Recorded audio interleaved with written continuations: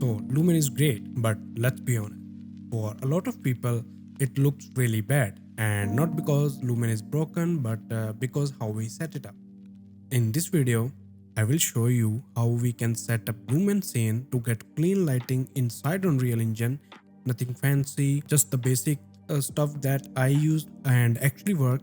And I will be explaining things as I go. So listen carefully and try to watch till the end, because all these small things will help you to improve your lighting. So first thing, I use game template to create my projects and in third person, and I always use quality preset as maximum. You can set it to scalable, but maximum is fine. It's best for most cases. And here I have a project named Lumen where I have something, a level called demo, and here I have basic lighting, a room with a character is not important, it just I added it just for fun.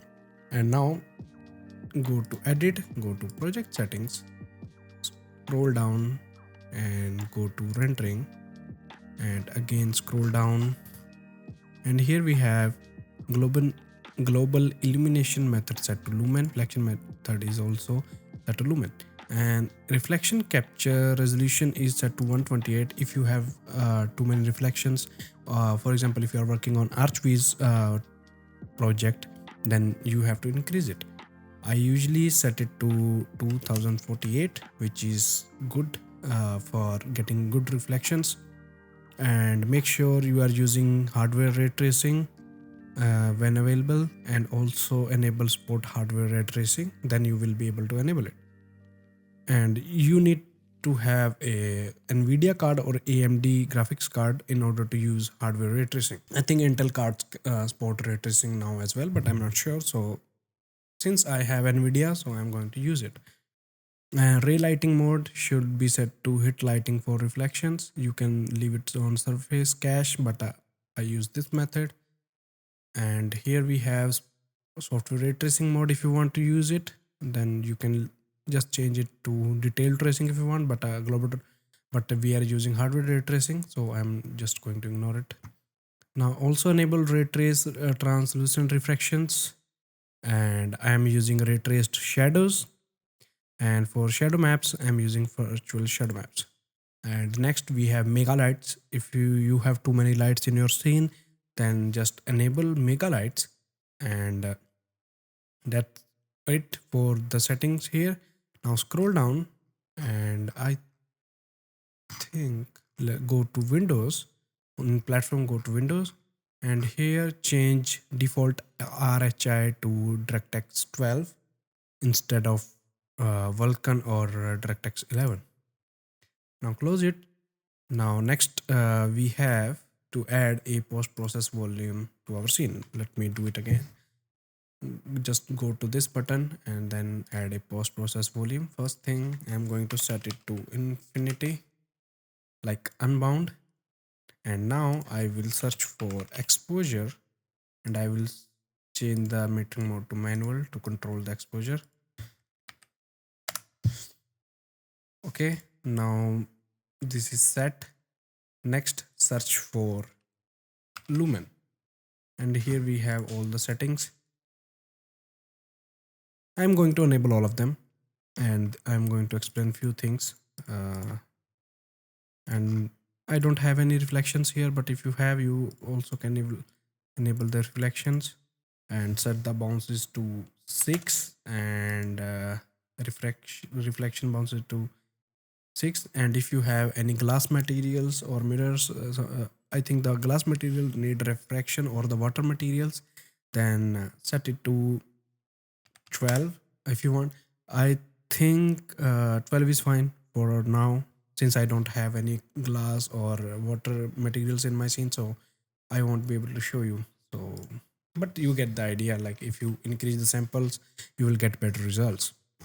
Now here, some YouTubers shows you fix, like if you get any flickering light in your scene, then they usually keep their final gather quality to 0.25, so they will see any flickers here. If I add a light in my scene, for example, I have this light, right? But I don't see any flickers. I don't know. Maybe my preset is set to maximum, but that's why there is no flickering here. But in some cases, yes. If I reset the scalability to epic, now we can see the flickers. But instead of increasing that, the scalability, we can just change gather quality, lumen gather quality to 1, and you can see it is fixed. Most YouTuber will show you that's how you fix it, but that's not the actual fix for that. In order to fix that, there is one method: select your light and search for ray trace, and here we you can enable it, and then here we have the samples per pixel, and we can increase the samples. If we get flickering on 1, then you can increase it to 4. It is going to fix most of the flickering, but you have to do it for each light, and I don't suggest you to do like change lighting for every light. Just do it for the one that are closer to your camera, so you don't tank your fps. The scene would get heavier if we have more samples. I mean, extra samples means load on your gpu. Now let's save all, and let me open this abandoned apartment project by Megascans, and then let me show you something. So this you can just download it from Fab Marketplace, and then you can practice the lighting if you want. But I just want to show you some basic things from here. Not the basic, but the fixes I know for most cases. For example, now we have a scene completely built and the scalability is set to cinematic, and we still see the flickering, right? So to fix that, there are methods, and in this case, let's go for, here we have the light, here we have the direction light. For example, first let's search for ray trace, and the samples are 16. It means the direction light has higher sample. There is no problem with that. But let's go to skylight. So here we have the samples are set to 1. So if we increase it to 4, as you can see, the flickering is going away. And if I set it to 16 like direction light, now you can see the flickering is completely gone, but it is tanking my fps for sure. So if I search for fps, here we have 30 fps, but like 50 60 fps. So if we have it 1, now you can see the fps boost, but if I set it to 16, the fps will drop.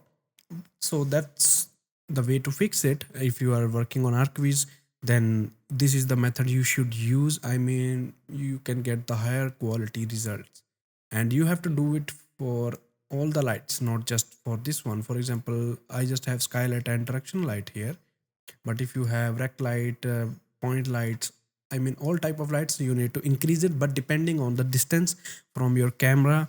Now some of you may wonder, like, if you guys have post process volume and change the value for final gather quality, for example here, and if we increase it, but it won't fix everything if the lights have lower samples.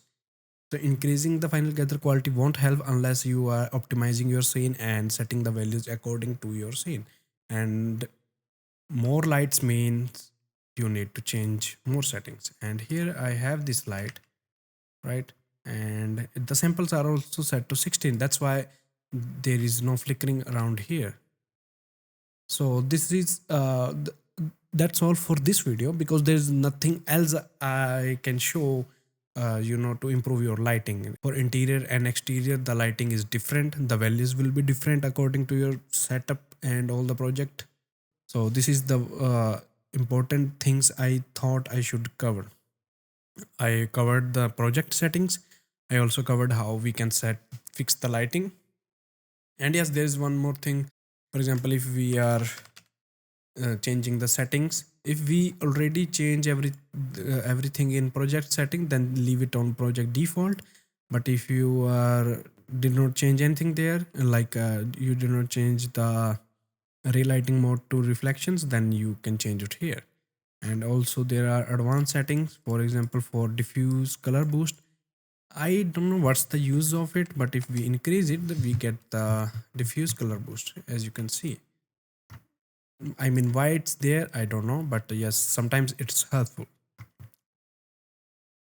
Okay, so thanks for watching. If you still need any help with Lumen, setting up Lumen is easier. Use post process volume. If you have different volumes in your scene, then always make a global process volume that can control the Lumen quality. So